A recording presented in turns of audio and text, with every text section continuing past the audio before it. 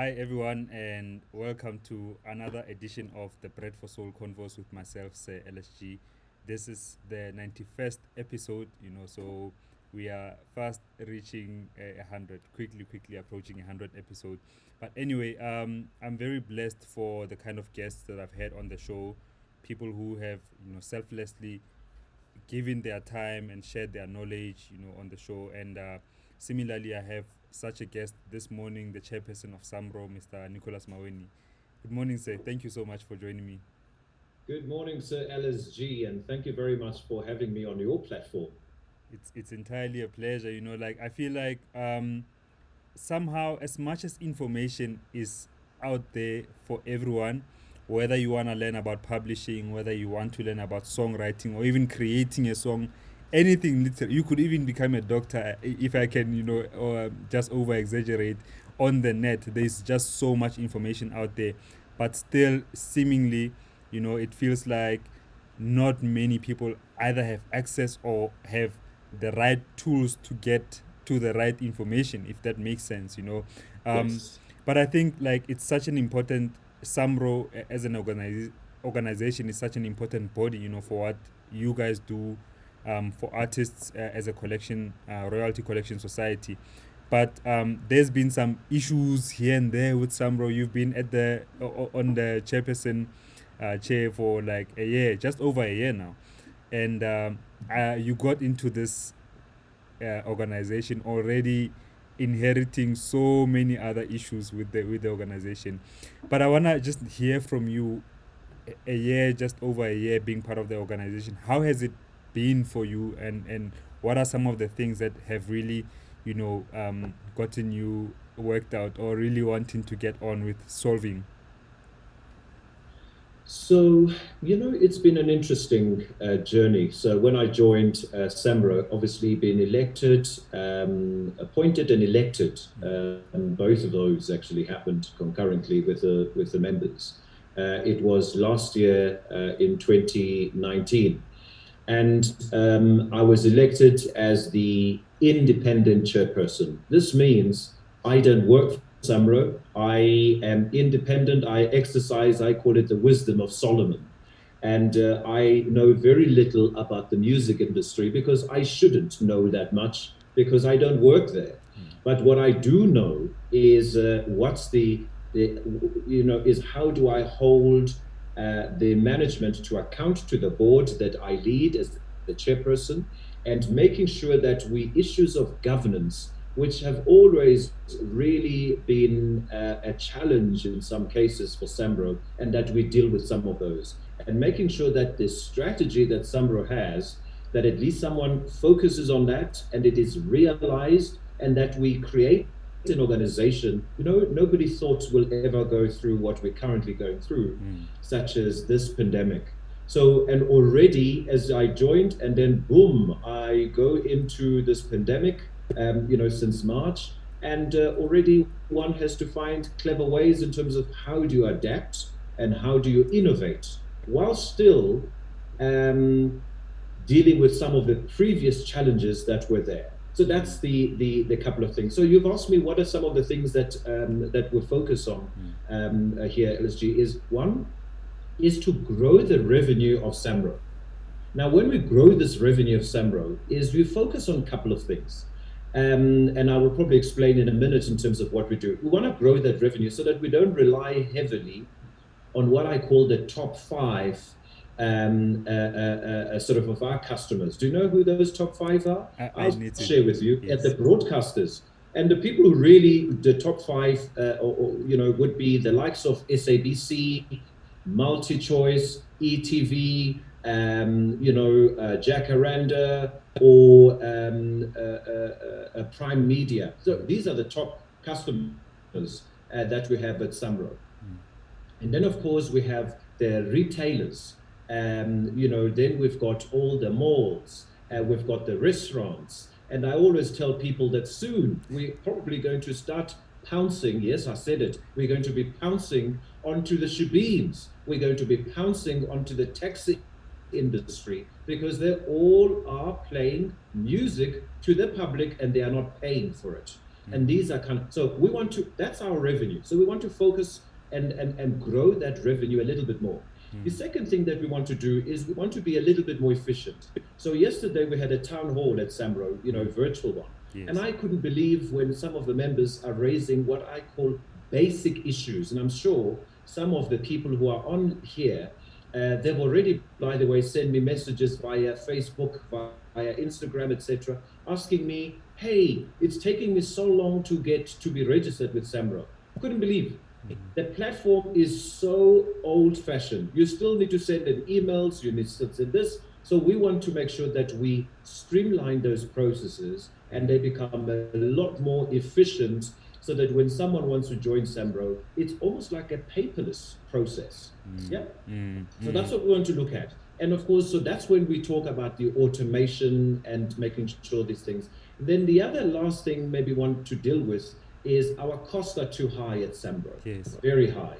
Yeah. It's almost like 65 to almost 70% of the costs of SAMRO are actually our employees.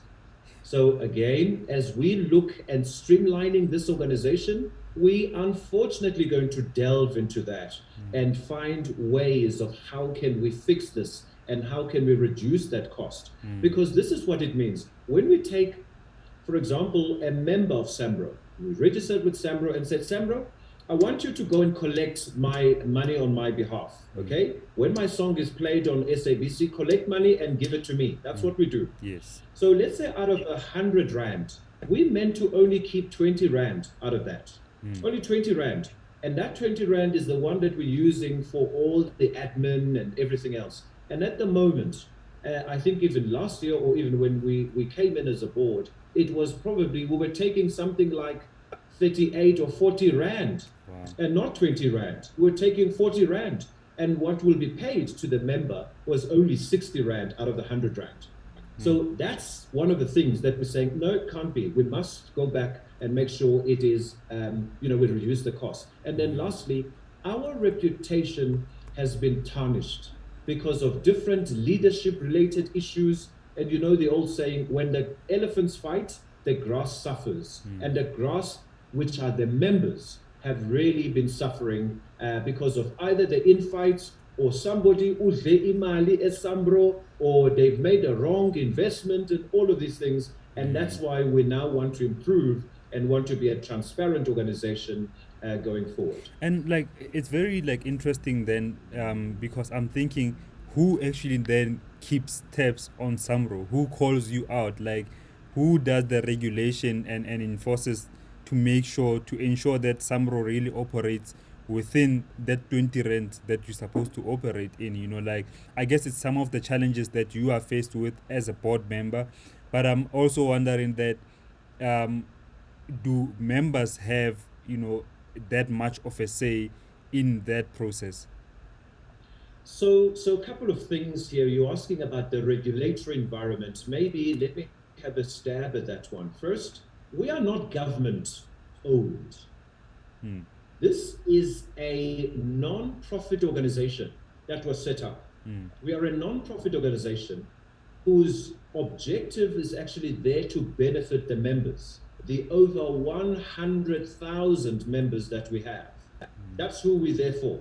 So the members, they absolutely have a lot of say in terms of the affairs of this organization. Even in terms of who is going to be on the board, the members have a say in that. They choose. And even at the AGM or at different extraordinary, different meetings, members give their input and they decide in terms of that. So that's one. The second part is we've also are regulated by different pieces of legislation. One, we've got the, I'm going to use the new one, which is the Copyright Amendment Bill. Yes. That is out there, which we're very pleased that the President has sent it back to Parliament so that it can really be reworked, because the current state of it was absolutely in shambles and wasn't really adequate for our members. So that's the other thing. So in terms of copyright laws, we're regulated by that. Then the other thing is the Companies Act is regulating us, and also under the DTI, we are registered as a collecting music organization. So these are the different bodies. Now, we are audited as well in terms of our finances by, I think previously we were audited by PwC, PricewaterhouseCoopers. And so we are definitely a legitimate company and an organization. I mean, our revenue is over R500 million that we have.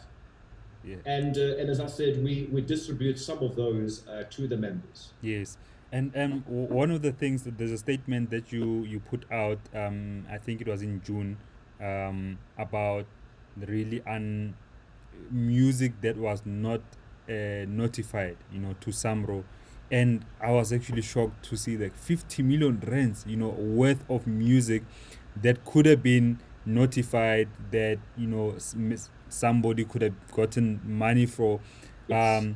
And had to be redistributed. And that's another thing that I think people need to understand, because when I wrote a statement about this on my Facebook pages, a lot of people were like, no, Samro then is chowing 50 million. No, guys, like if that money, if your songs or your music is not notified with Samro, but that music somehow generates money, and after a certain period of time that money is not collected by you as the artist, the composer or the writer, it gets back to redistributed to everyone else To who the notified members. So yeah.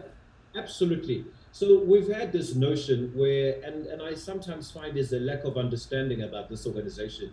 So it can't be chowed by SAMRO. When SAMRO said by SAMRO, Uba and SAMRO. SAMRO is the members. So SAMRO can't chow money because the auditors and the regulators, they won't allow that to happen. And certainly you can be rest assured that Mina, as the chairperson of this board, won't allow anybody to chow somebody's money, because I don't want to be associated with any chowing of anybody's money, because that's a corrupt behavior. So what happens on the money that is called undocumented music?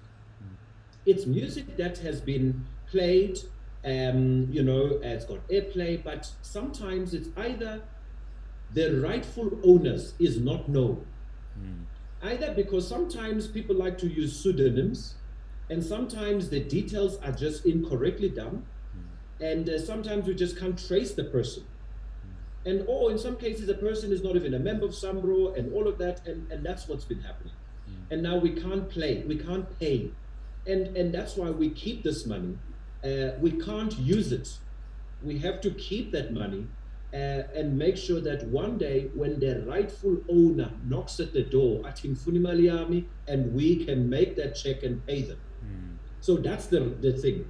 As part of making sure, that we are a transparent board. In fact, I asked the management of SAMRO, Ngati, could you please publish this list, so that people out there, and artists and musicians and composers and authors and they actually get this list.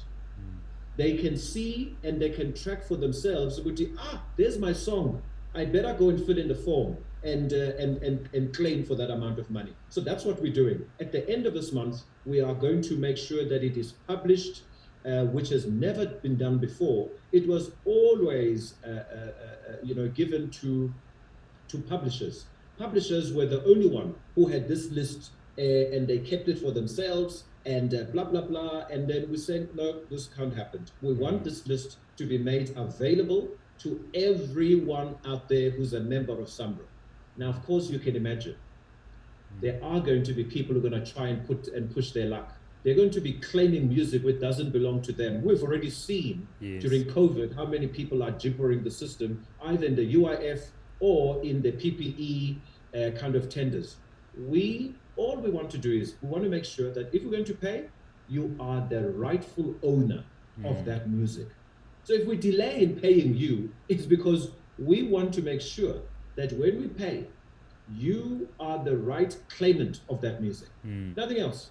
It's not ours, we don't keep it. And when we keep it, when it subscribes, like any kind of a claim, even with insurances, it subscribes. We then take it back into the pool. It gets distributed to members.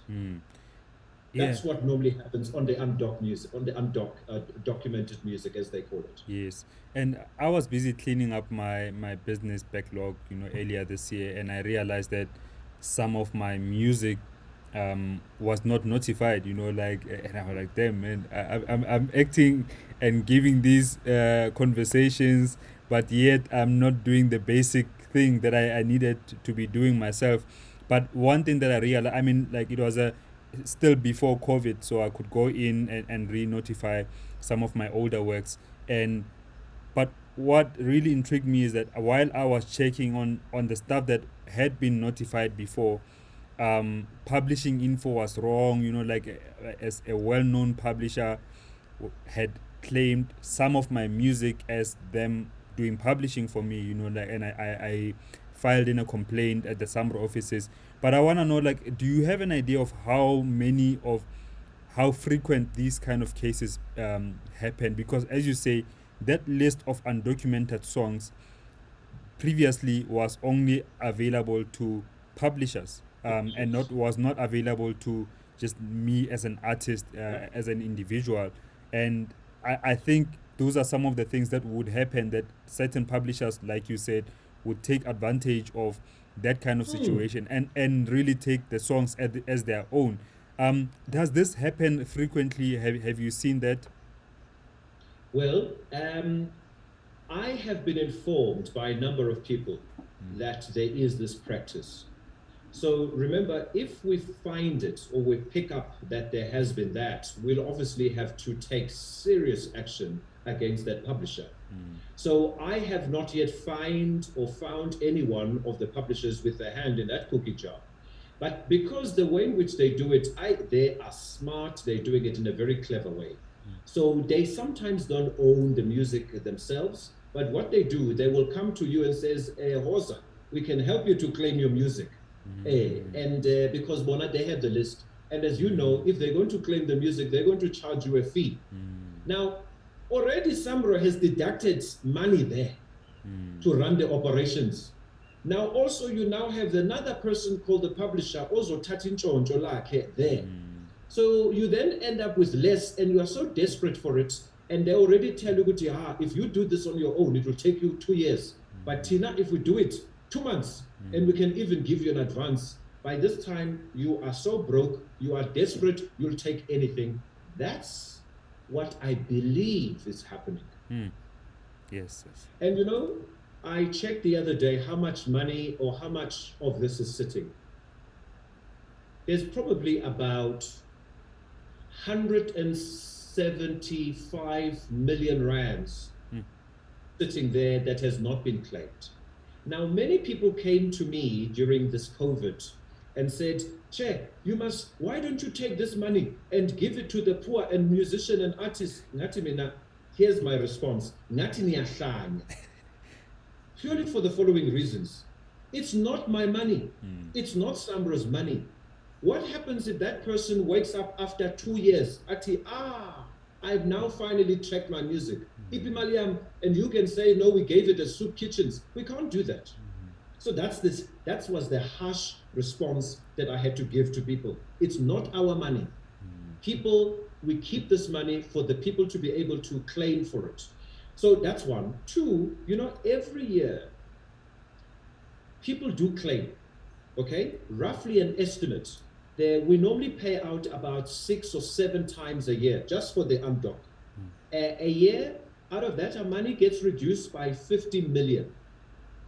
So every year, this year we had the largest in terms of claims. It was over 50 million people came to claim for their money. So it doesn't mean it's sitting, nobody claims. 50 million was claimed by the people. They came out of the woodwork, out of nowhere. They've now discovered. Now imagine, once we put that list and publish that list, it's probably going to do well. I want people to claim, because the temptation for that money to be used, especially if you had a board that was not of faith, that was going to say, we have a COVID, let's use this for food parcels. People's money be used for food parcels? That cannot happen on our side. Yeah, and I think also that there's this thing, the balance of innovation that have to happen with regards to maybe SAMRO wanting to become more, maybe enforcing, like you said, the taxi industry and those other industries. like the balance of really carrying out the work of getting more money and still keeping your costs low. I can assume that cannot be an easy thing to do, you know, because already you guys are spending quite a lot of money, you know, for on the staff specifically. But the thing that I want to get to now, Mr. Maweni, is the like I posted this as well yesterday about how 80% of SAMRO members earn less or are on an average of 1,000 rands a year, and so you've got like 20% really people who are getting the chunk of the money.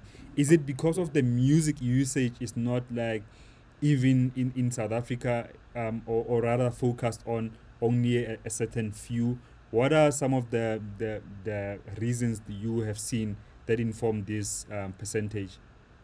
So, Sir LSG, you know, I'm always very open and frank and transparent. Remember, I'm the independent chairperson at SAMRO. So I always want people to really understand what's happening. We're a public organization, and our details are always published. And it's just sometimes people don't interrogate them because these things are done in a clever way sometimes. I checked and I wanted to find out of all these members of SAMRO, where's the money? What's happening there? Now, I couldn't believe as well that 80% of our members earn less than 1,000 rand per annum or per year. Less than 1,000 rand per year. So somebody's going to probably hear listening and saying, no, this can't be right. What's happening? Somebody's chowing money. No, nobody's chowing any money. The reason is, you know, I find that most people, artists, let's start there. Most artists, the biggest way in which they earn when you are at the peak is live performances. Now, that's when people earn. They get 100,000 for gigs during these live performances. And so you meant to be earning from your royalties, you know, as an extra smallanyana income. Yeah, just to keep you going. It's just supposed to be that extra annuity income that you're supposed to earn as a composer. Yeah.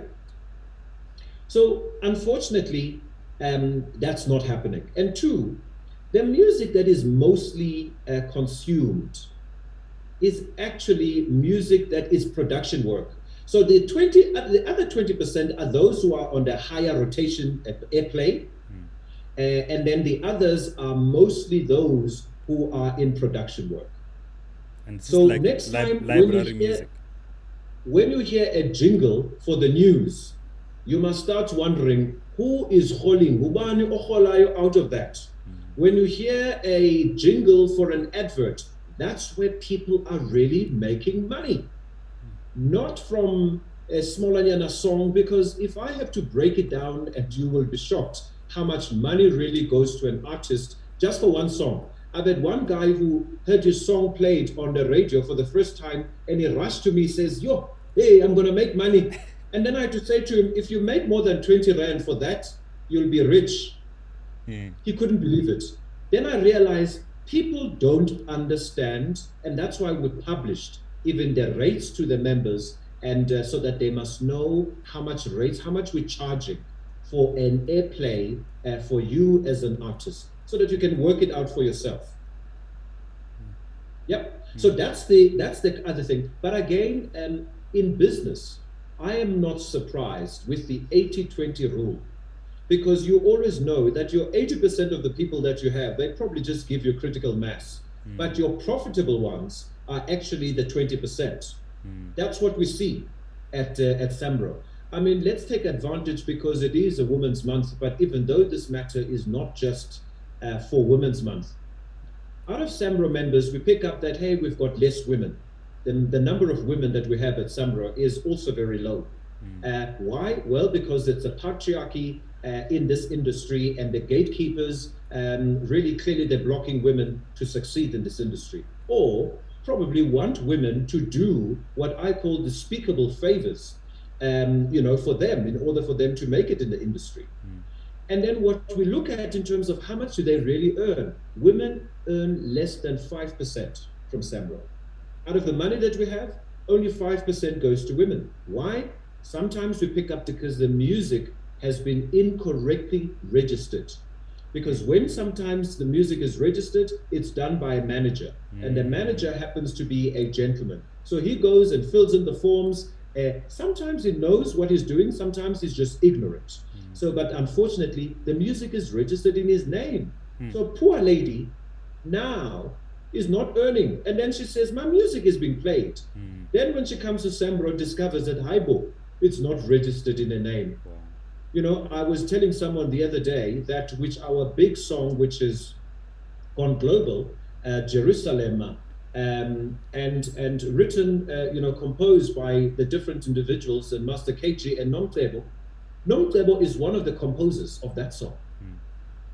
And many women were so happy to hear that. I said, no, be sure that Nomtlebo is very much holding or uzohola with that song that has gone global. But what we want is women to really start also entering the industry, and hopefully these men who are acting as barriers will stop. And two, that women will start assuming roles even in the production, the behind the scenes, and no more doing what was done in the past where you had one gentleman and then you're surrounded by 4 women. And I used to call them the doer girls. They must all support this one male.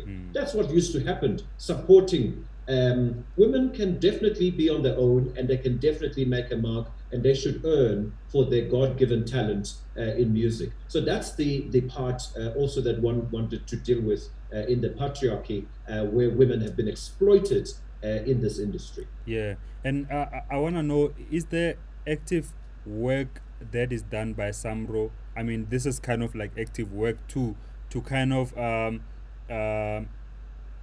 put it more out there and really educate people, because I think sometimes a lot of people who may be super talented or new artists may not have the right information, the right knowledge, with regards to copyright and IP especially. But I want to know, like, from SAMRO's side, do you feel that there's a lot of work that still needs to be done or that should be done? Is it even SAMRO's job to do that, to inform people with the kind of different copyright laws? So yes, I believe, as you've said, and that's why part of these sessions that we do, such as this one, and thank you very much for that, because it really helps the people to demystify the things. People normally get a shock like, wow, I didn't know that even taxis, a taxi driver fainted, and a Shebeen owner fainted when I told them that, you should be paying.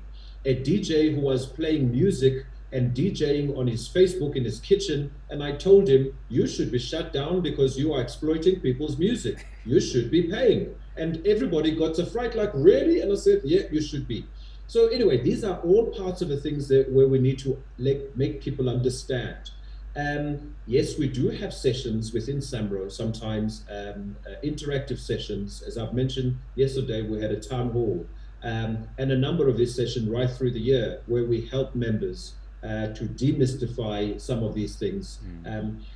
One thing that I've observed, and I'm sure many musicians might probably not like what I'm going to say, but that's okay, it's what I've observed. People don't want to read. They just don't want to read. That is true. And then afterwards, then you want to cry foul that, they signed this contract. In the meantime, people were so desperate, they just wanted the deal, they wanted they wanted the advances, and now 3 years down the line, you now want to complain that, no, these people are exploiting. And then if you're exploiting, I can give you a free lawyer. I'm a law student, I'm doing my doctorate in law. I can give you a best lawyer who can go and fight for you, but there's nothing he can do, often, because you refuse to read the small print, and all you wanted was just the fame. And I just wish sometimes, maybe now, to talk to the family members of those who want to make it in the music industry. Those who are family members, please talk sense to those who want to come into the creative and the music industry. Help them. guide them, be that sounding board, because I find people just really get overwhelmed. They just, I want to do my gig, I want to do my music, I'm dropping an album, and then the commercials are just so bad and they're not in place. We also are entering into that area where we are assisting people with that. Maybe one other thing that somebody mentioned, just thought of, is there's also this notion that artists die poor. You know, people become famous, and then somehow, then when they die, then we get to hear all these stories. I guess so. I want to tell people that if you're a member of SAMRO, we have a funeral policy. Even Bob Mabena, when he passed on, was a dear member for 20 years of SAMRO. SAMRO paid 25,000 Rand as a funeral cover towards his family. He had a pension fund that was there for us. And of course, he died at the age of 51. And when you are over 55, you will then get a payout if you request it from that pension fund. But because his becomes automatically payable because of his passing. Now, this notion that people die as paupers, well, I don't know where it comes from, but you're a member of SAMRO. You have a pension fund and you have a funeral cover. We take care of those kind of things. But if you are looking for a Ferrari because you were earning your big monies and now you think this is going to continue happening, it unfortunately doesn't happen. We give you those basics that we've committed to as a collecting music organization to make sure that at least our members are taken care of in the times of need. Yeah. And I think the funeral cover as well as the retirement annuity is such a big thing, you know, for me, especially because I've worked in the entertainment industry for a TV production company, and most of that kind of work is really freelance work, you know, and as a freelancer, you don't get those kind of benefits. You kind of have to do them on your own and like just do them as a side thing for yourself. But to have that as an artist, I think it's a big thing, definitely.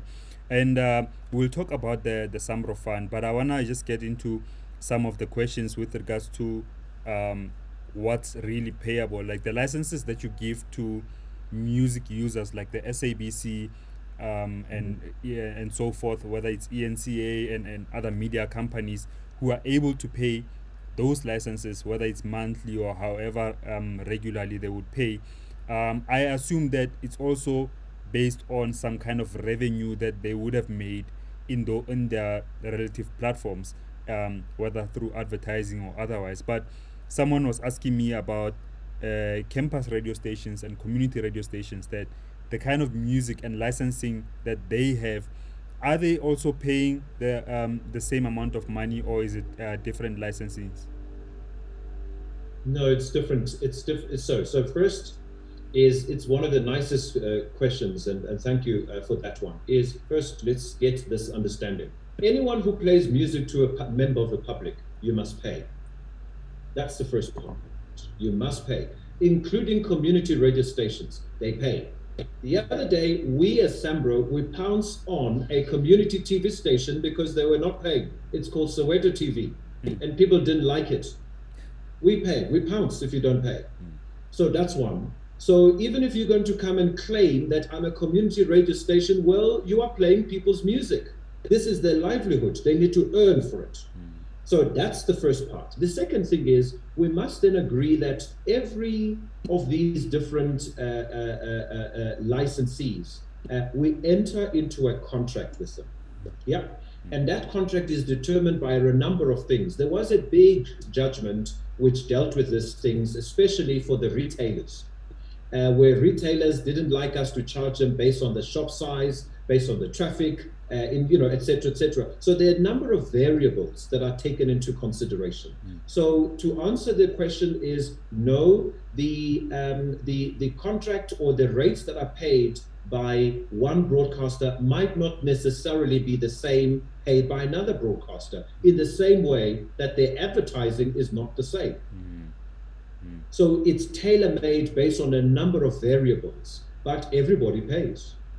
If you decide to go to the beach in December, if the country is open for that, and you open the boot of your car and you let all the other holiday people out there to enjoy the music coming out of your sound system, that's what I want people to think about. Know that you are violating, you are playing to the public, Yeah. and you should be paying. Because often when you purchase a CD or music, it's for your own personal consumption and that of your household. Once you play it for everybody else, to create a vibe, as long as you know, you are violating and you should be paying. And I guess that's why you find that on Facebook or YouTube, if somebody, a DJ would be streaming a DJ set, you know, because of copyright issues, you know, once their systems kind of read, their fingerprint systems kind of read and recognizable music, they would stop the stream right there and then. You know, it's part of those kind of things. And it's very difficult for DJs to accept this, because they, like, I mean, I'm a DJ too. If I'm playing online and I see myself as I'm not making any revenue, if anything, I might even be giving the very same artist some kind of exposure to more people who might possibly buy the music too. But then Facebook does benefit by having more eyes on their platform, you know, and Facebook is not paying any kind of the kind of licenses that they pay for this music is very, like, for small pieces of music, but they're not really open to pay proper licenses as I think that they should, you know. I think it's something that, like, we can probably talk on for a long time without really getting into a conclusion now, because But there's one part. Yes. There's one correction though. Is I've had many DJs that have been battling with this thing, and that's why you'll find some of the new DJs who've made it very well in the industry have actually created their own sound and their own music written from scratch. And I think DJ Black Coffee is very good when it comes to that, because he earns from his own creation. That's one. And he will do some different collaborations. I've had one DJ who said to me, I play Vusi Nova's music. I play Simpua Dana's music. And I said, you are a thief. You are a copyright infringer. You shouldn't be doing that. His argument was innocent. He says, but I'm promoting them. My response was, did they ask you to promote their music? If you are promoting their music, are you promoting it for free? And he says, no, I'm earning. And I said, well, you have stolen someone's creative work to make a living out of. And that's the big thing. So as long as people understand that. And then the second one, which you've hinted, is the online people who are DJing. You know, it happened a lot during COVID. We saw many of the kitchen tables were converted into these sound decks. And then again, we were quite relaxed about it, but it's an infringement.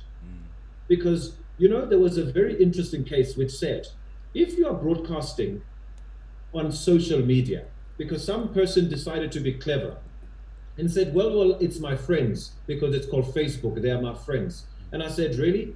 There was a case in the US, and it says anything that is being broadcast on social media is regarded as public.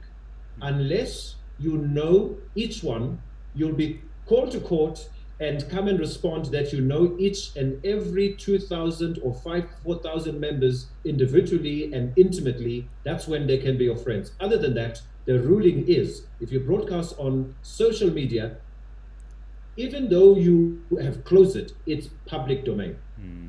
And it is true. I think, like, there's so many of regulations like that, like the taxi industry too, which I'm sure they would not believe that they need to be paying this, you know.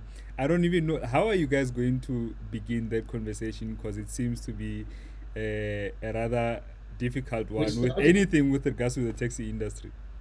Well, it's very simple. So let's park the taxi industry. How did we do this? If you remember, in the olden days, when you were holding on the telephone, you'll have a radio. And even that is, people are paying for it. That's first. And if you remember, in the olden days, you'll go to a shopping center or they will play a radio station, even in some of the retail stores. They've stopped. They now created their in-house radio stations, which are licensed. Okay, so it's very easy to do this. And we are now working, going to start working with the different authorities when it comes to the liquor license. When people are going to get a liquor license, and we're going to say, you're giving a liquor license, it must come with a music license. That's the easy part. We've had churches who come to us and says, can you help us? And we said, we can. Because, churches are battling to close shebeens. We don't, because we can close you based on the copyright infringement. It's as easy as that. We can use that and say this person is stealing. This person is, we can take you to court for that. And that's why people are now starting to come to us for some of these things, including the liquor license. Those who are regulating on the liquor license, they said, you seem to be more successful. So that's why they're keen to cooperate with us. So maybe when you're getting your license as a taxi driver, to operate your operator's license, we could then couple it with the music license. It's very easy. Yeah, nah, that sounds very interesting, and I think it's a positive thing. Really, it's nothing malicious. To be honest, it's really everything positive for the artist, so that whatever music that's been used, that is owned by the artist or whoever owns the copyright, is paid for accordingly. And while we're talking about copyright, I wanna just get into this Jerusalem song because you mentioned it, and talking about public domain songs in the public domain. When Master KG and Nomkebo register or notify SAMRO of such a song, do they really now own 100% of the copyright? What happens in those kind of well-known folk songs that anybody can really write? So, there's what we call public domain. Public domain, let's use a very famous song that most people can relate to it. Liza Lisidinga Lako, I think was written or composed by Tio Soga. Liza Lisidinga Lako, sung even by the ruling party in 1912 when they were formed. It's a nice hymn. And Zahara has done it. Many artists have done it, a different rendition. So after 50 years of the passing of the composer, 50 years. We wait until 50 years, post 50 years after you've passed. That musical works will then belong to the public, is what we call it. It's then public domain. Yep. So which means it's no longer owned by that author or by the composer. Yep. So the people who wrote Liza Lisidinga Lako, they no longer own it anymore because it's now given to us for enjoyment. Then we have a musician who then decides to rework this, put some little spices, and bring it to the fore in 2019, and give it some nice kwaito amapiano beat to a Liza Lisidinga Lako hymn. There is what we call, they look at the arrangement, okay? And if they look at the arrangement, and then normally it depends on the percentage and how similar is it to the original one. And then it will be determined whether this is you've taken full public domain, and therefore the artist used to earn about 16.7% in terms of copyright royalties. So those who've known that have done most of these songs out there that are hymns, predominantly it's been songs that have been classical works, Beethoven, Mozart, Chopin, and many of those. Or in South Africa, we find mostly it's the gospel music that are affected by the public domain. Yes. So the artists in the previously will earn 16.7%. We then, as this board, we came and we changed it. We said, they should earn more. We've decided that new artist or the new arranger should now earn 50%. So we made this ruling last year. Only from last year end, you will now earn 50%. So I don't want to have someone who's going to say, I now want the balance. No, it's only start from when we made the decision, because we just felt it was a bit odd. If you've really brought something back and giving it new life, you must still earn. Yeah. The other 50%, we are ring fencing that for CSI initiatives, which will predominantly benefit, that musical genre, such as gospel or classical works. And I think actually now it makes sense because Niki puts a horror.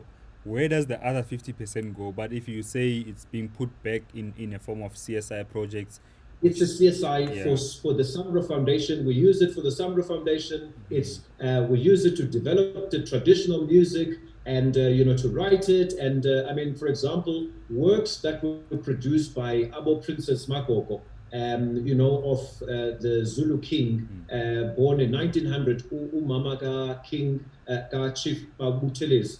A sterling composer, a prolific one, in fact. And some of her music, we're transposing it, and so that people in Germany can play that in an orchestra. And so that's part of the CSI. We want our music also to go international. We want to make sure that the traditional songs and folk songs must actually also go and feature in all the different exciting, I call them movies. Because that's how people can start earning. You do have Lebu, Lebu M, and the famous The Lion King. I think some of it was written by Sir Elton John, but Lebu does feature somehow in that. And just talking before I ask you about the SAMRO Foundation, I just want to get through a point from one of the comments, and somebody do play. Moshitwa, he says that, do we also have to pay for music that's not South African or underground music, because he is sure that SAMRO doesn't recognize the music that underground DJs play. Man, SAMRO does recognize the music, and let me explain this. If my music as a South African artist is being played by somebody in America, the Royalty Collection Society in America would then collect, but then they're linking with SAMRO and all of the other royalty collection societies all over the world. So it's not that just because you're playing international music that SAMRO would not collect. Everything in South Africa would be collected through SAMRO based on the playlist that you would need to be giving SAMRO, whether as a radio station, Q Sheets as a radio station, or as a TV station, or you as a DJ for the music that you played. If it's not owned by a South African artist, if it's owned by somebody in America, in the UK, those people will get their money accordingly. I just wanted to... Am I right, Mr. MAWENI? I hope I'm not... No, you're perfectly right. Maybe give them some stats. There was this notion that out of all the money that we earn at SAMRO, that we take from our licenses, how much of that goes overseas? Because that's always a starting point. Total revenue, about 71 to 75% stays here because it's earned by the local people. Okay? The other 25% goes outside the Republic of South Africa. Why is that the case? It's because people continue to consume Beyonce's music in this country. They continue to consume Kanye West's music. So the point I'm trying to make is they continue to consume music that is not composed by South Africans. So now you can gauge that it's roughly about 25 to 27% of that music. Now, ICASA, as a regulator, they've set standards in terms of how much should be played by the different radio station in terms of local as well as international. So that's something that people need to look at. But here's another one that maybe the person is asking. How much do we get? Yeah. So now we see how much we send out, but how much of our music, or that's produced by South Africans, is actually consumed internationally? Now wait for this. Less than 3%. Wow. The world is not consuming South African music. Why? Not because it's not nice. It's so nice that even the Ladysmith Black Mambazo has shown us. Even Johnny Clegg has shown us when he was so popular that even they had to cancel Michael Jackson in France because of the Zulu LeBlanc was going to perform. It is so nice that even people are doing some amazing challenges on our Jerusalem during lockdown. So they love it. But here comes the challenge. You know, in all the different parts of the world, they've got quotas. I can tell you, it's not easy for a local South African artist to get on a plane and go and perform in New York. They won't allow you. It's not easy for a South African artist to get on a plane and go and perform in London. There are rules, and they are so strict that those guys internationally do not want you to go and earn their money. Even the radio stations, they will actually have got quotas, how much should be international. So that's the reason. But Tina here, you then get a has-been coming from the, anywhere outside the Republic, and everybody is willing to pay a top dollar. That's where some of these challenges are. We're willing to pay a top dollar for a has-been from the US, because it's a novelty, because of that. But from our artists, I can tell you, some of them will tell you, no, I'm going to perform in New York. In the meantime, they're performing at the embassy's house, or they're performing at an event organized by the South African government.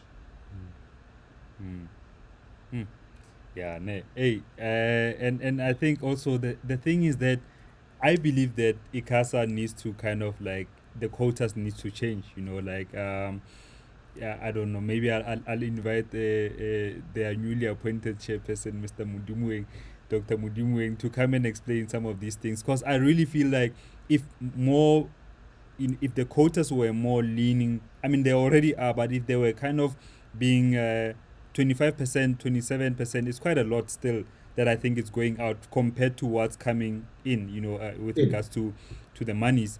And I want to ask you though, like, I think some of those things we might not have direct answers to, but I want to get into the SAMRO Foundation now, Mr. MAWENI, with regards to the educational bursaries that you guys are giving out worth 1 million rands to students who study indigenous music, jazz, and Western arts music. Why is it limited to only those 3 types of music? Because we looked at those were the chosen genre that we feel as if, they need to be, we want to encourage a lot more research, a lot more work needs to go into those, particularly in terms of indigenous music. I spoke at the memorial service of Ushenge, late Babu Joseph Shabalala. And I said, he took a music that was not very sexy and made it very sexy. They got more Grammys than any of the so-called local music and bubblegum music that we've copied and pasted. So, and even when you really look at even some of the Soweto gospel choir, there's something here that we need to learn. When it is proudly South African, from the start to the end, the world wants it, wants to consume it. And that's what it is. And the world will give you all the accolades. But if you are copying them, they start thinking, but I mean, that's nothing original. There's nothing African about it. Okay? If you're going to come and do, and I'm going to go there, and I'm probably going to say, if you're going to do what, R&B or something else, well, I mean, I don't know. Unless you're bringing something completely new, the world is ready for an African sound. And that's what we're trying to encourage. And hence we wanted to focus on that indigenous music. And jazz is a lot more work that we have not even tapped into in locally when it comes to jazz music. And Western arts music is because, again, we don't want to be exclusionary. Not anybody likes indigenous music. And some people, their heritage might be German. And therefore, they want us to help them to develop that particular music going forward. So that's the reason why we have done the supporting into that. What does Western arts music mean? Sorry to cut you off. Yep. The Western art music is I call it Mozart. Think of the Western, the Mozart music. Okay. Yes. So someone's going to say, why is SAMRO doing that? Hey, we have members from all races in this organization. We're not a racially biased organization. We are member driven. So we will support our white fellow musicians because they are members. This is their music, this is their culture, in the same way that we are also looking at our indigenous music. So that's how fair we are. And then in between, we can slap in and bring the two, and they can jazz. Yeah, no, I completely understand it, and I think it makes sense.